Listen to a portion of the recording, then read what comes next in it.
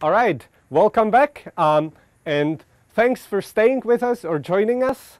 Our next talk will be from Ghazwan Rosenthal. So welcome, Ghazwan. Hello, how are you?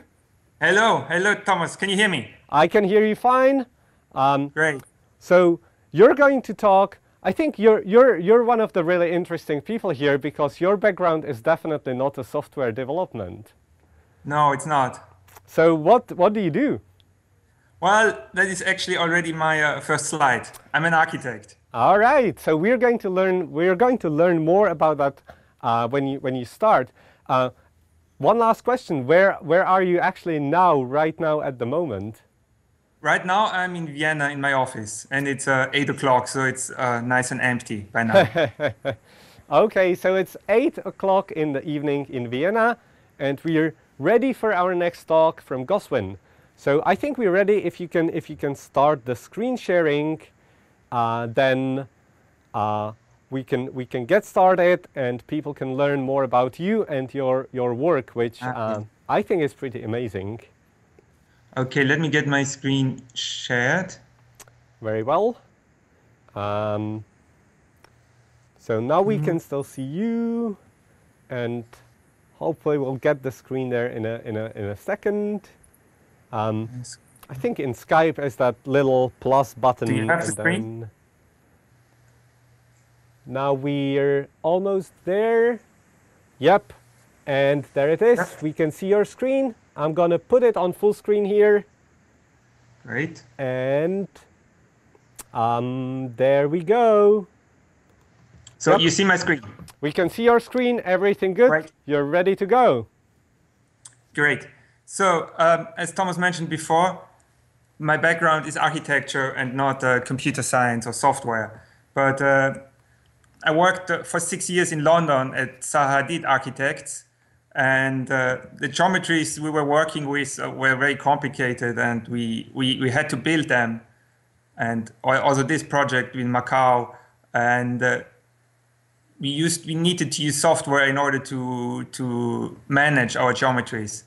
So for parametric models like this, the most common tool is RhinoScript, which is based on VB script, and it's hosted inside the Rhino 3D modeling tool.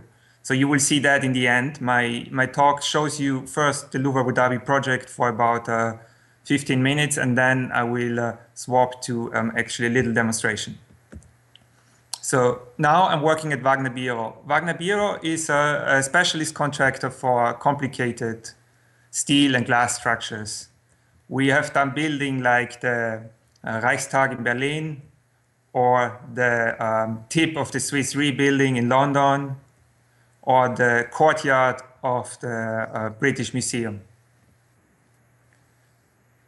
The project I'm talking about today is the Louvre Abu Dhabi.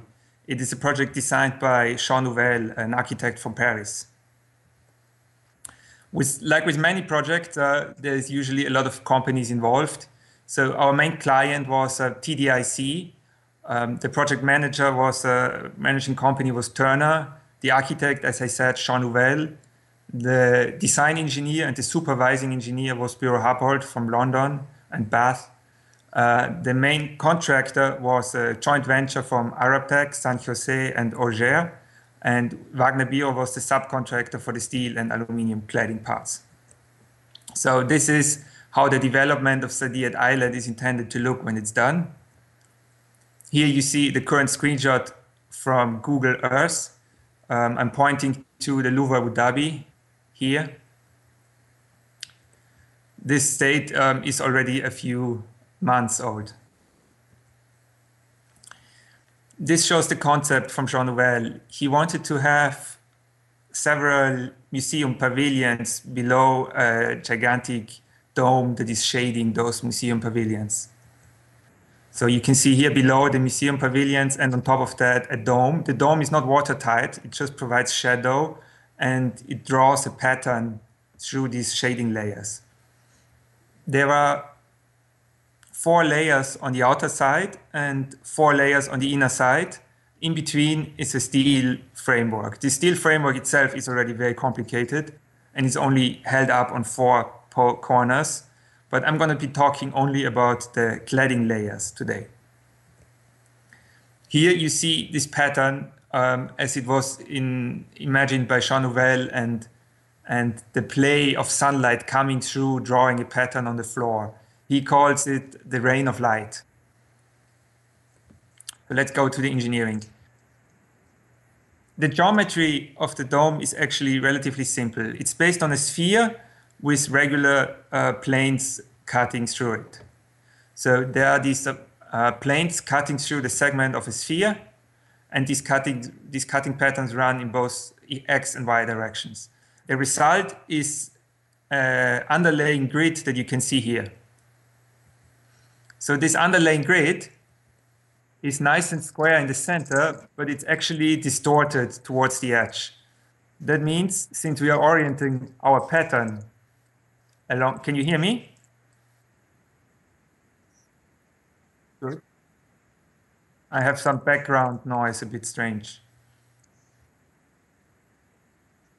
Okay, good. You can ignore the background noise. So this this pattern is not regular, and that's why we have all the elements of our cladding are gradually transforming, and none of them are identical, even though they look very similar. So here you see four of the four cladding layers. These four cladding layers have a different scaling, they have a different density, and they have a different rotation to create this intrinsic pattern that you have seen before. The different density was derived in various lighting studies that were done by Jean Nouvel, Biro Happold, and Transsolar. The concept was to provide the museum's buildings with a maximum amount of daylight onto the glass roof, while the water and the public plaza area should be in a shadow. So they made some intensive lighting studies, and the result was a bitmap that defines the density of the light from 8 to 0%, ideally.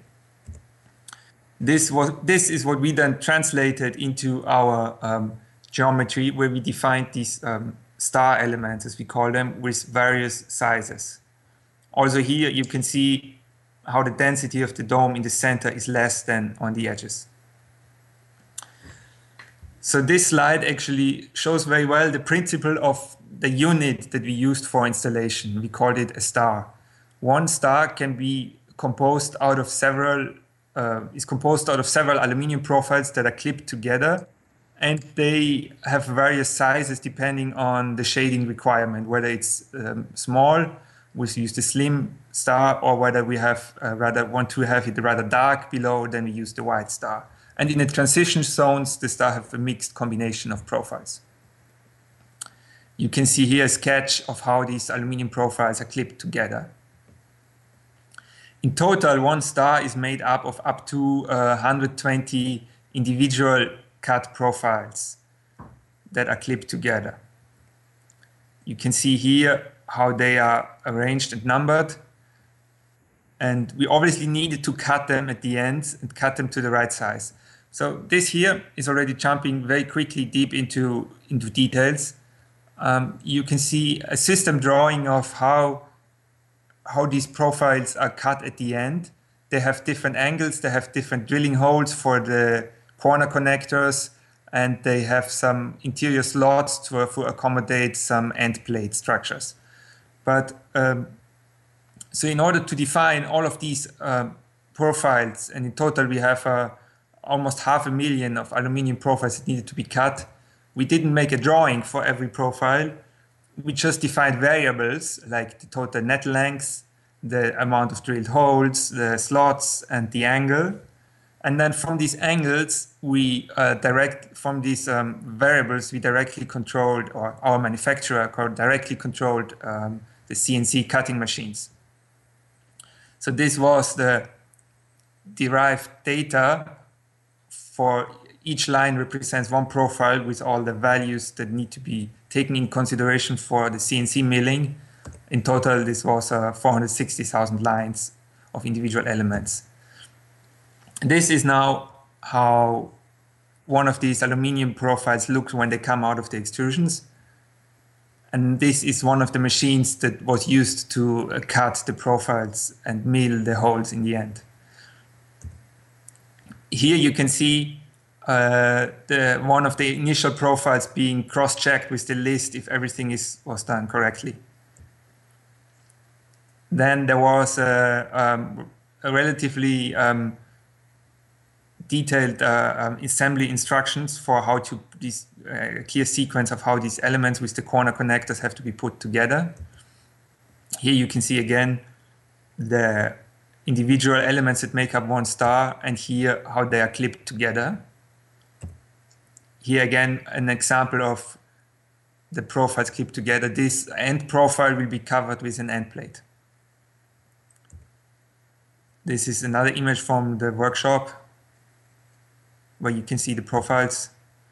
There was obviously a lot of logistics involved in storing the profiles before they could all be assembled after being cut, and a lot of manual work in assembling those profiles to stars. For every star, we had a drawing to not only check the dimensions, but to also see where we have to install the connectors that you see marked here with little circles. These connectors are connecting the stars to each other and are holding the structure together. You can see in total 7,850 stars. So we have a drawing for the top and a drawing for the bottom side. So in total we have 17,500 drawings. These drawings were actually printed and used on site. These drawings, as you see them, were all generated in the software, in the CAD software Rhino, and our script that was driving it was written in FSharp. That also includes the QR code that you see here that we used later for tracking them.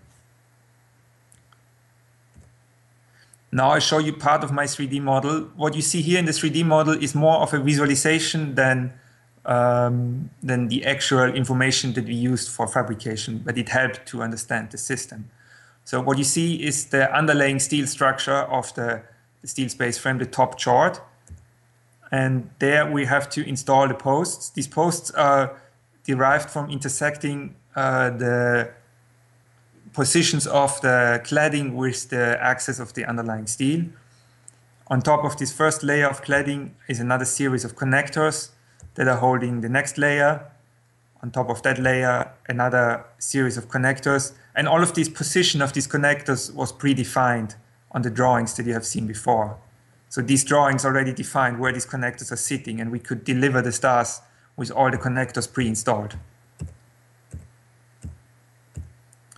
So another layer of connectors and another layer, and this is the last layer of cladding on top of that.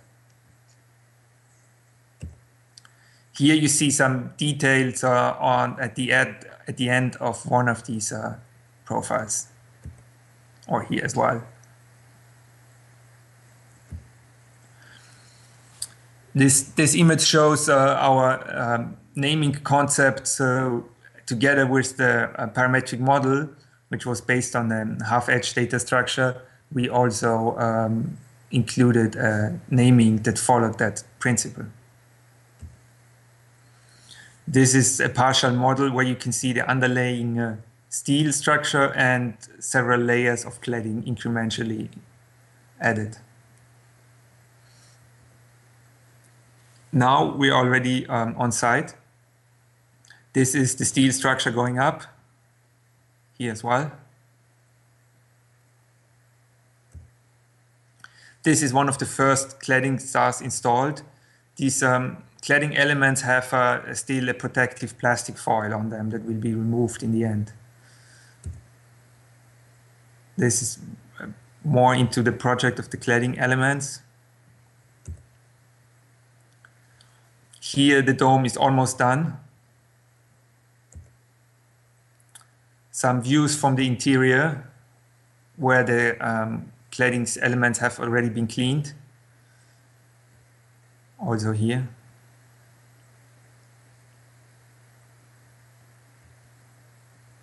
This is some support towers that are currently being dismantled. You see in the background how the light is shining through those cladding stars.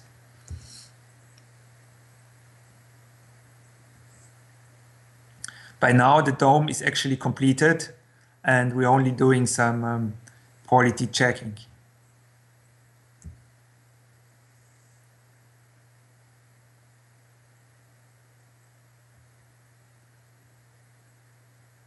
This is on the inside again. This is one star element before it gets lifted up. And the completed dome here.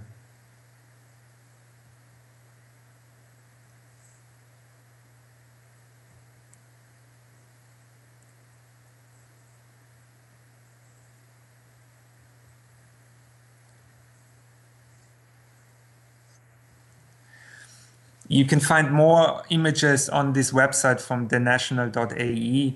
As you have seen, many images of most of the recent ones I've been taking from there. So, how about FSharp? I used FSharp in Visual Studio for the main logic and the main data structure, for the core and for the comprehensive, for generating the lists. And I used Rhino for hosting the FSharp and to actually draw geometry and to save drawings and to turn around my 3D model. And Tsunami is a nice FSharp editor that can be hosted inside Rhino to generate to draw elements, because it's not possible to draw in Rhino directly from Visual Studio. It needs to be hosted inside Rhino. So now I want to explain you the data structure of the cladding elements. I have drawn here them on a grid. And what you see here is really the core elements that define the grid, and that what I used to define this grid. And I'm not only taking the star element itself, I'm also describing I think you see my mouse pointer. I'm also using the octagon here as an element in my data structure in order to be able to do offsets here inside this octagon and inside the triangle and inside this quadrilateral face here. So what I did is I describe these, I consider each of these, this octagon, the 4 triangles and the square in the center as faces that I have continuous points around it. So that's what I described down here. You can see in the beginning the octagon, 4 triangles, and in the end you can see the last face, the square in the center. And I described them here just by X and Y coordinate. And what you see here actually is already FSharp code as I have written it here. It doesn't need to be much more complicated.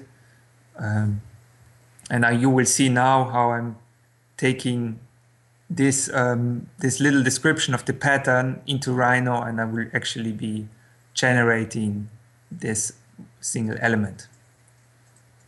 Okay, so let's see it live.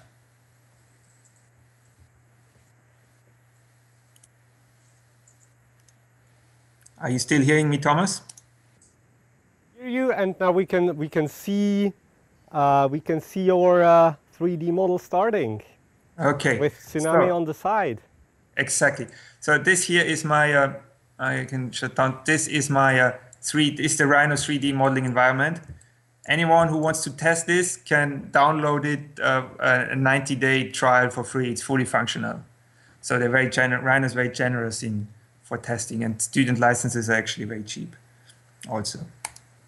And Tsunami installation by default comes with a Rhino plugin. So you just need to drag and drop that plugin once into Rhino, and then you can load Tsunami by just typing Tsunami here in the command line. like this. Okay, so let's go to our grid. So this pattern that I've shown you and the definition of one element, you can see it now here in defined as an array of arrays in FSharp. So let me reset this here first. So first I just load this by just pressing Alt and Enter. And now I have my array of arrays defined. Here I have a tuple of integers. So in order to work with this array, I create a little function that maps onto nest arrays of arrays. So I will use this little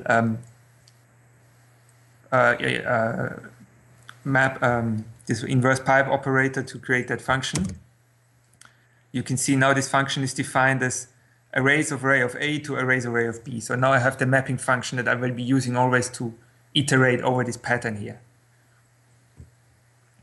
Next, I'm referencing the Rhino DLL and opening the Rhino geometry namespace. So far you don't see anything. And I will convert now these tuples of integers into actually 3D points. So this 3D point is defined in Rhino geometry in the namespace I just opened. I convert the U and V value to float, and the Z value will be just 0. Now, as you can see here, I have now this array of points. You still don't see them. And I could now actually draw these points, but I would be more interested in drawing the lines. So I'm creating an array of lines where I'm always using this element and the element afterwards. So I'm first taking the index, and then I'm iterating through this array here, taking always the element and the next one to create a line instance. A line is just defined as 2 points. And last, I create I connect the last with the first element here in this pattern. So now I've created all these line instances. You still don't see them. And now I'm actually going to draw them. So I'm going to reference the current document of Rhino. And then I'm using the map function that I defined before to add these lines. And then in the end, I'm going to redraw my view. So this is now drawing this pattern here. You think that's a lot of effort. It could maybe be done simpler, but the way I build it up, I can work from here on, and I still have all these points in the sequence, and I will be laterly able to add them to a data structure that represents each of the faces as a circular element. So in order to now extend the grid, I'm going to define a little function that shifts these lines around. So this is here my shift line function. It takes a tuple of the X and Y offset and a line, and it constructs a new line where it adds the offsets. And how often do I want to do this? Let's just do it once. It's always 6 steps, because 6 steps is the unit from here to here. The distance from here to here is 6 units. So that's why I need to always shift it by at minimum 6.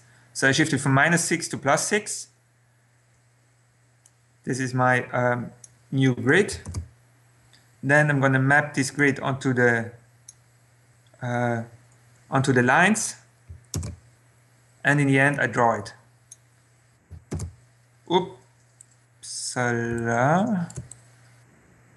Something went wrong here. Shouldn't have the Y. Obviously, I have to add the Y offset to the Y coordinate.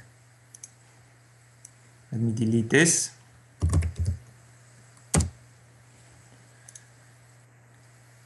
So I run this whole block again. And now you see how the grid gets generated. I'm gonna make this grid a little bit bigger by putting a higher value here. Let's do 8 units in both directions, and I redraw this. And now you see how this grid is generated. And when you click on these elements here, you will notice that they're actually always two, because they're pointing in opposite direction. One line points in this direction, while the other line points in the other direction. One of these lines belongs to this octagon, and the other line belongs to the triangle here. That's why I wanted to have them double, because I work with half edges later. Now we want to map this pattern onto the sphere. Let's just delete this again here. So I define a function that takes a 3D point and maps that point onto the sphere. So we need we define the angle, how much we want to move one unit on the sphere, and that becomes, so we take the UV coordinate and it becomes the angle. Then we have this sinus cosinus function for the mapping, and in the end we divide the radius of the sphere with the square root of the x and y value in order to get the z coordinate, which we use here in the end to construct our point 3D.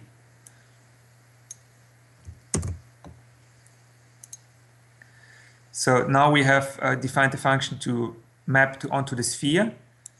We now need to map the line also onto the sphere, because I have created lines so far.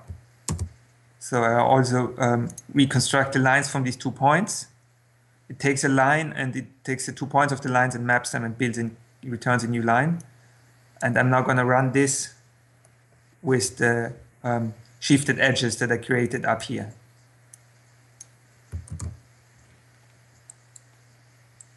And now you see how this pattern wraps around the sphere. If you want, you can extend it. We can basically make here more. Let's go to 12. Expand the grid. And then you see how this slowly comes around. Let's give it even more, maybe 16.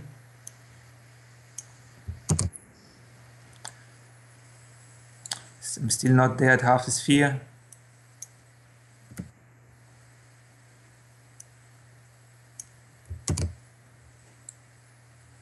Yeah, now you see we have the half sphere completed. At the bottom here, it doesn't work anymore because it doesn't work for negative values because of this square function here that takes out the negative values. So we only get positive coordinates. Okay, so far for this, let me delete this again here.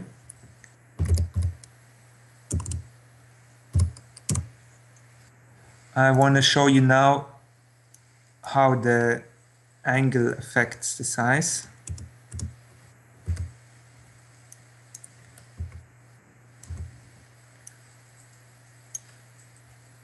Let's not draw the flat ones. I disable this line here to not draw the flat part.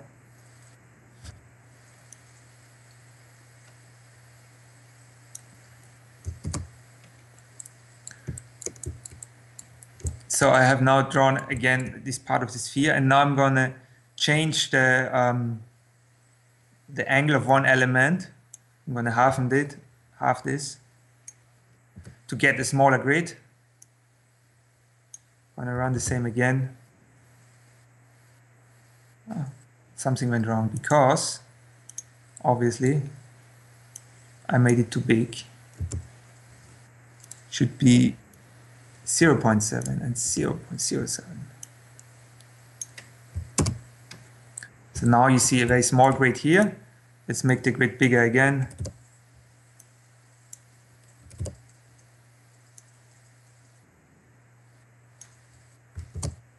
And now you can see how the new grid is exactly half the size of the previous grid, and these two patterns are overlaying here.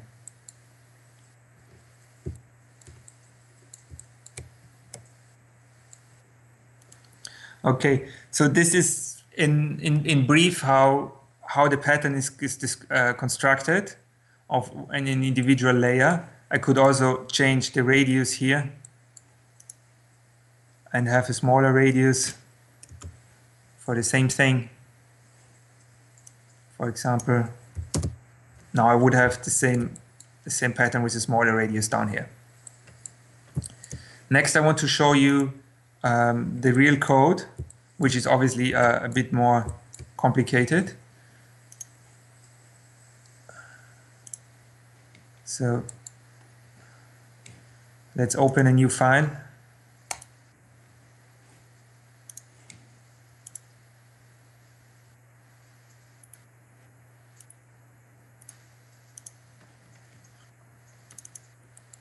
New empty file. And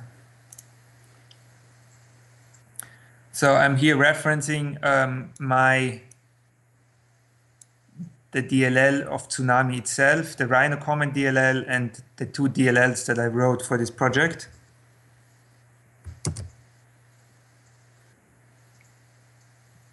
I'm loading the Rhino script syntax as well. In order for Tsunami to operate smoothly with Rhino, we need to switch the host context while executing commands. So there's this little function that switches the context to the host context while running in Tsunami. So I use this do async function to run it asynchronously. So let's build the first layer, or maybe we start with an inner one. Let's start with the layer number 5. So now I have defined the data structure. Here we have 3,900 edges, 1,995 nodes, and 937 faces. So this is now the data structure is constructed. Now I actually want to draw them. So let's draw the most simplest version of them. Let's draw them as axes.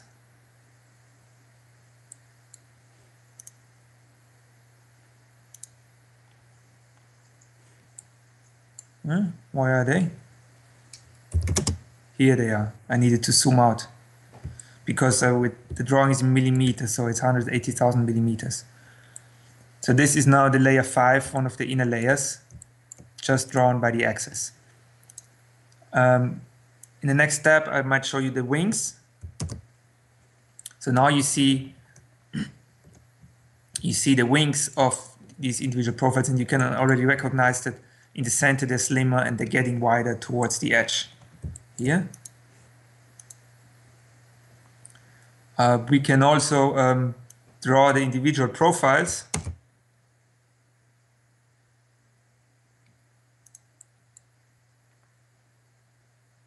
Here they are. No.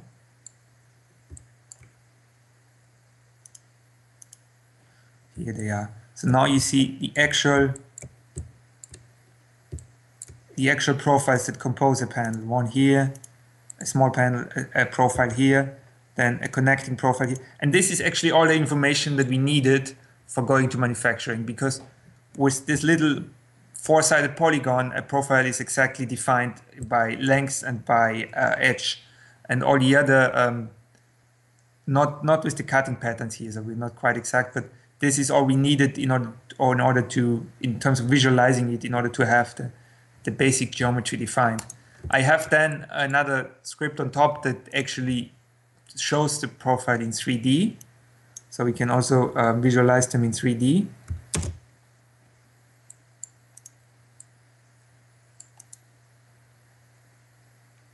It's still drawing here. I need to shade my view. Now you can see here. You can see the profiles modeled actually as 3D elements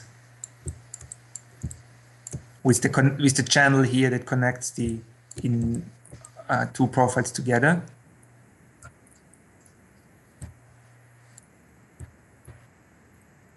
I could now go and make another layer, let's say layer 1 on the outside. Define layer 1. draw this one as polylines. Now I will have the outer layer here as well. Now I have one of the inner and one of the outer layers. And another option that we used in order to really check what's going on in these profiles is to actually generate the full detail of one of these profiles.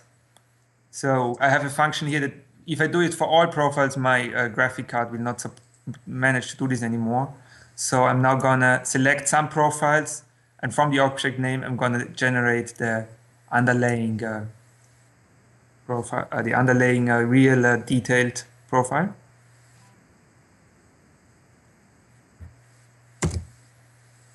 So now you see I'm switching now to the Rhino context, and here you can see the string that was my prompt string here.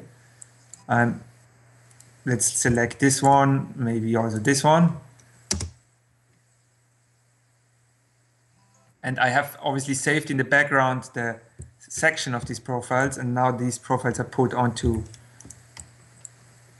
this element here. So now you really see in detail, including the drilling holes that we have here, how one of these elements look.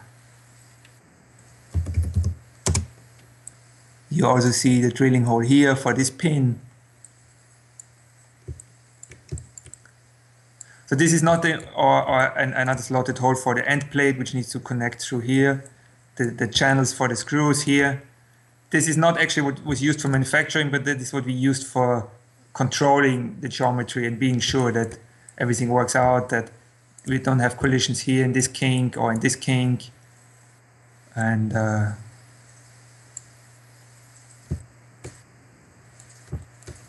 yeah. If you want to see the full model, I can draw that one as well.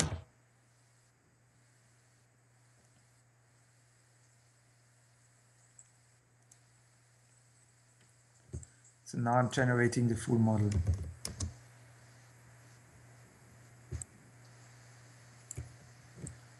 This is now the full model of all 8 layers.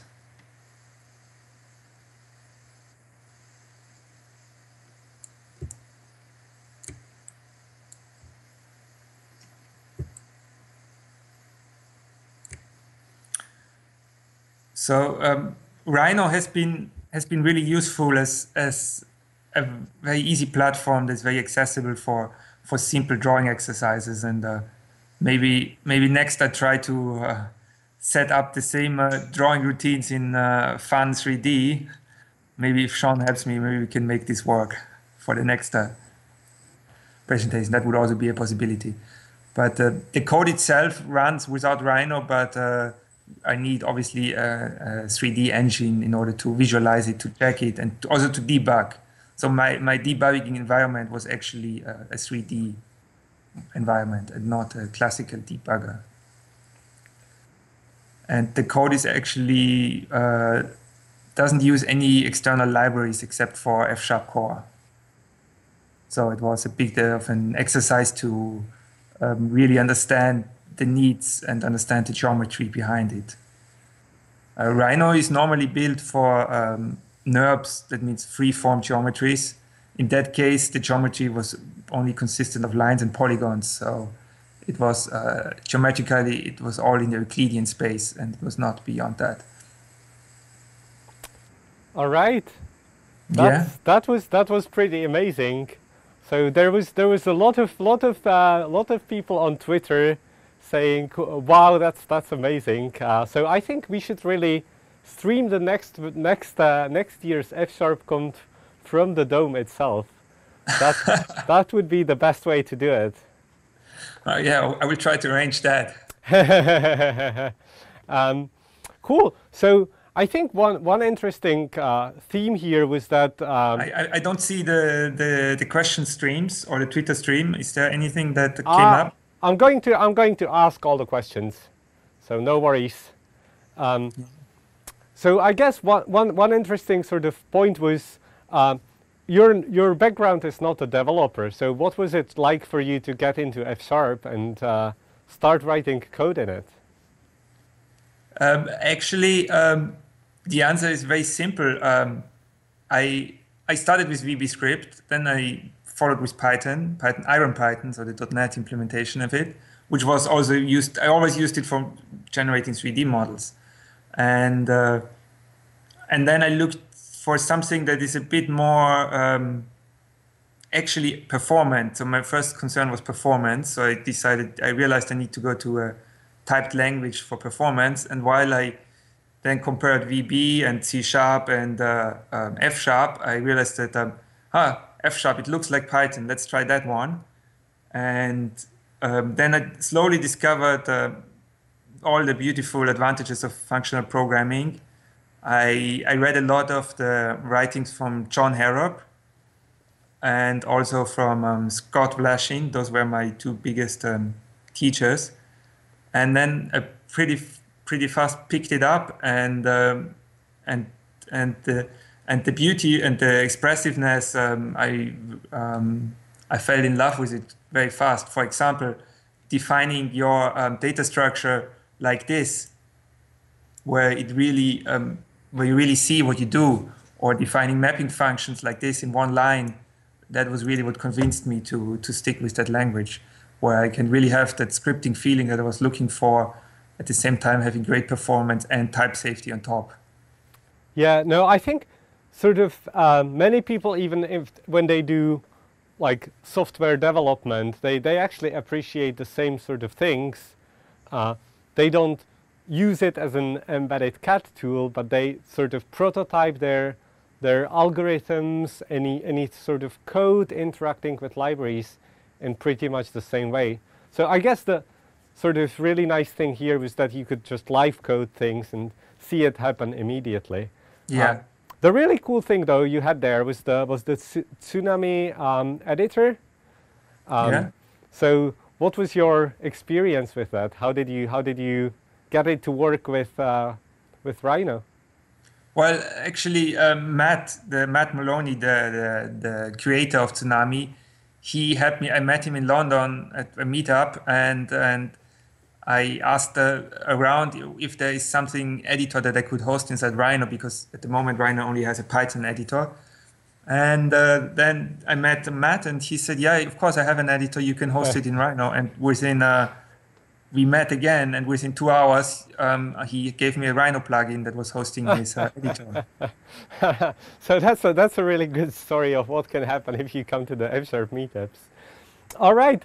Well, thank you very much again for joining us. That was really amazing talk, and we'll be back in a few seconds with the next talk from Mark Seaman. So thanks again. Thank you, Thomas.